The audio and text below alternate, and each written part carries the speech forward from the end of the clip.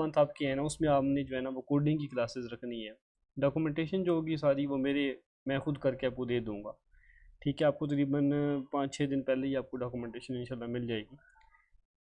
तो जो आपकी एसरेस होगी वो भी मैं बना दूंगा, डिज़ाइन भी बना दूंगा, क्योंकि उसमें भी दिन नहीं है, क्योंकि 23 को जमा करवानी है, आज 6 हो गई है, ठीक है। तो दिन बहुत कम है, ठीक है। अगर मैं समझाने बैठूंगा तो मेरे लिए फ़ायदा है कि जल्दी बन जाएगा, बट अगर आपको फिर समझना है तो फिर मसला बन जाएगा मेरे लिए। तो ये सीन है कि मैं डॉक्यूमेंटेशन खुद कर दूंगा आपको, ठीक है। और जो कोडिंग होगी ना वो आप अभी से स्टार्ट करेंगे, क्योंकि टाइम नहीं होता इतना। अगर बंदा ये देखता रहे ना कि मैं कल कर लूँगा या नेक्स्ट डे कर लूँगा, तो ऐसा पॉसिबल नहीं होता है। इस दौरान वाइवा के दौरान वाइवा बहुत जल्द आ जाता है। आपका जो थर्ड फेस होता है जब वो जमा होता है उसको भी वाइवा होता है। वो जो वाइवा होता है बेशक आप घर बैठ के दे सकते हो, ठीक है। जो आपका इनिशियल वाइवा होता है ना, जो पहला वाइवा होता है वो आप घर बैठ के दे सकते हो। लेकिन जो आपका फाइनल वाइवा होता है उसके लिए आपको कैंपस जाना पड़ता है, वो भी मेन कैंपस, मतलब या तो फैसलाबाद या रावलपिंडी या लाहौर या इन जो बड़े कैंपसेस उनके हैं उधर जाना पड़ेगा। उसकी बाकायदा एक लिस्ट आती है, बाकायदा पूरी एक मेल आती है आपको कि आपने कौन सा कैंपस जो है वो चूज़ करना है जहाँ पे आप वाइवा दे सकें। तो उनमें से आपने एक जो कैंपस चूज़ करना होता है उधर वाइवा देना होता है। तो खैर वो हम साथ साथ डिस्कस करते रहेंगे इंशाल्लाह, वो भी आपको समझ आ जाएगी। इतनी बड़ी रॉकेट साइंस नहीं है वो, लेकिन बस अभी जो है ना डॉक्यूमेंटेशन जो है वो मेरे ज़िम्मे है। आपने सिर्फ और सिर्फ कोडिंग के ऊपर तवज्जो देनी है, क्योंकि वाइवा आपने देना है, वाइवा मैं नहीं दे सकता आपका। तो उस लिहाज से जो है हम स्टार्ट करेंगे जी, कोडिंग से हम स्टार्ट करेंगे। मैंने एक फ़ोल्डर बना कर रखा हुआ है, ये ड्राइव का मैं लिंक भी शेयर कर दूंगा, ठीक है। इस ड्राइव में आप आएंगे तो इसमें ये CS619 का जो है वो फ़ोल्डर पड़ा हुआ है सॉफ्टवेयर्स का, जिसमें जैम्प है, सबलम टेक्स्ट है, एसक्यूएल योग है। आप चाहो तो जैम्प खुद भी डाउनलोड कर सकते हो, नेट से मिल जाता है, ठीक है, या फिर यहाँ से भी मिल जाता है। सबलम टेक्स्ट भी आप कोई भी कर लो, या वी स्टूडियो कोड करना है वो कर लो, कोई भी आप आईडी यूज़ कर सकते हो जिसमें आप कोड करोगे। और सेकंड जो है वो थर्ड होता है आपका एसक्यूएल जो कि डाटाबेस के लिए हम यूज़ करेंगे। आप चाहो तो इसके मुतबादिल जो है वो PHP माई एडमन जो जैम इंस्टॉल करते हो तो साथ में वो भी आ जाता है। अब तीनों मैंने सॉफ्टवेयर जो है इंस्टॉल किए हुए हैं, इसकी मैंने बाकायदा वीडियो बनाई हुई है कि कैसे इंस्टॉल करते हैं, वो इसमें मौजूद हैं।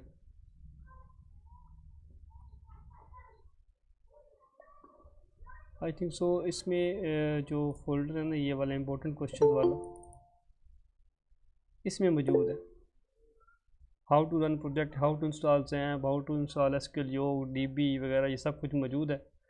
अब यहाँ से देख के जो है वो अपनी डेटाबेस भी क्रिएट कर सकते हो, ठीक है, और अपना जैम्प भी इंस्टॉल कर सकते हो। सिंपल है, नेक्स्ट नेक्स्ट करना है, कुछ भी नहीं है, बस सी में रखना होता है। जैम्प का जो फोल्डर होता है वो सी में होना बहुत ज़रूरी है, ठीक है। तो ये एक जैम्प सॉफ्टवेयर है, जिसका इंस्टॉल ना हो वो मुझे मैसेज करेगा, उसको मैं इंस्टॉल भी करवा दूँगा, ठीक है। इसको हमने अपाची और ये MySQL जो है इनको स्टार्ट करना होता है, ये आपका रनिंग स्टेट में होना ज़रूरी होता है। जब आप इंस्टॉल कर लेंगे तो आपके पास ये जैम्प जो है वो इस तरह करके आ जाएगा, ठीक।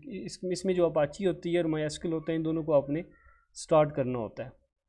ये स्टार्ट करते हैं, उसके बाद ये आपका सबलम टेक्स्ट है, ये भी आपको इंस्टॉल होना चाहिए, ठीक है।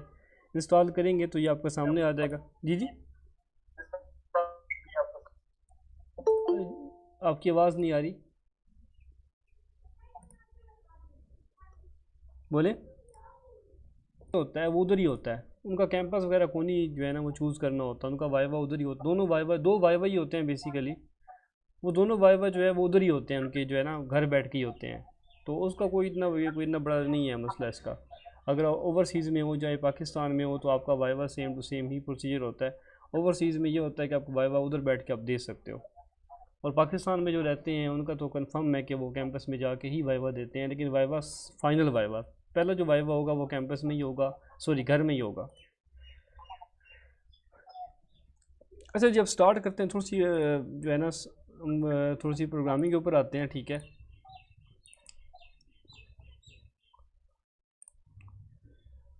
जी, आपने पहली बात तो ये कि जो आपका ये जैम्प है ना ये इंस्टॉल होना चाहिए, ठीक है।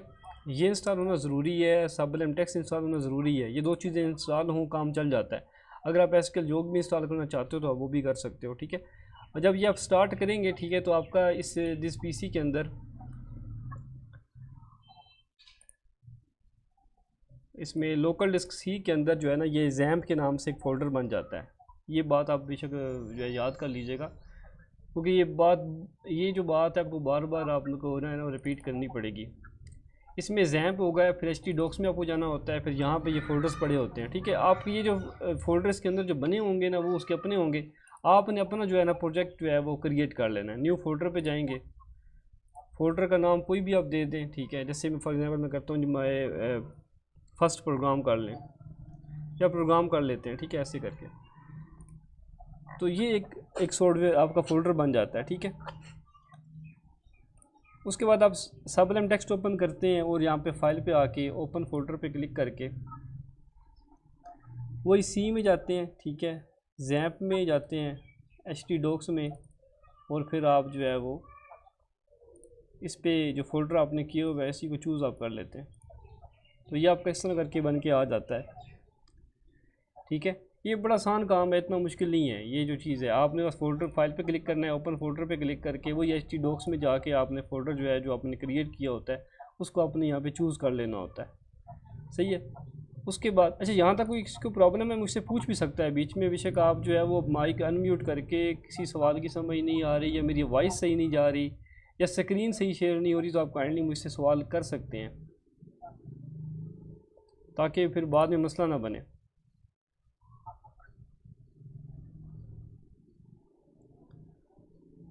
चलिए जी।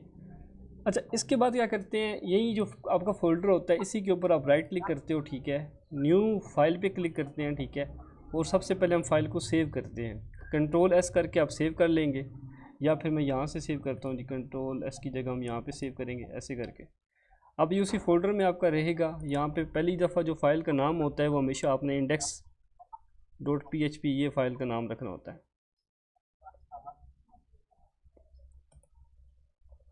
ठीक है। ये फ़ाइल का नाम, ये पहली फ़ाइल आपकी क्रिएट हो जाती है। अब देखिए मैं एक छोटा सा कोड करता हूँ, जैसे फॉर एग्जांपल मैं यहाँ पे HTML का कोड कर लेता हूँ, ठीक है। ये मैंने क्या किया, मैंने जस्ट ओनली आपका ये ओपनिंग टैग लगाया, HTML लिखा, ठीक है, एंटर प्रेस किया, तो ये सारा कोड इसने खुद करके दे दिया।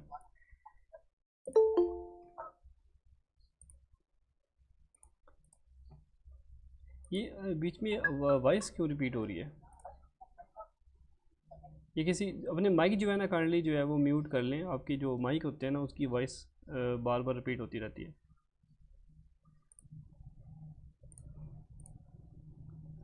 ये आपका फ्रंट पेज है, पहला जो आपकी फ़ाइल का नाम होता है वो हमेशा index.php आप रखते हो, ठीक है। अब यहाँ पे आप कोई भी अपना जो प्रोजेक्ट है वो आप क्रिएट कर सकते हो। लाइक जैसे फॉर एग्जांपल मैं यहाँ पे अपना जो है वो लॉगिन पेज बनाता हूँ, ठीक है। मैं यहाँ पे पहले सबसे पहले जो उसका कोड होता है वो होता है फॉर्म, ठीक है।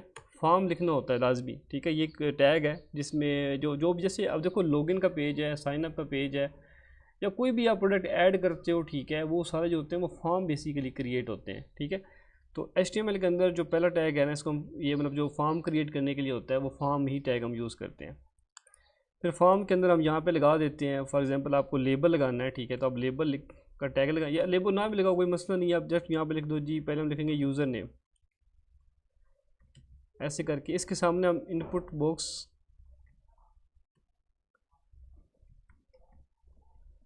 ठीक है,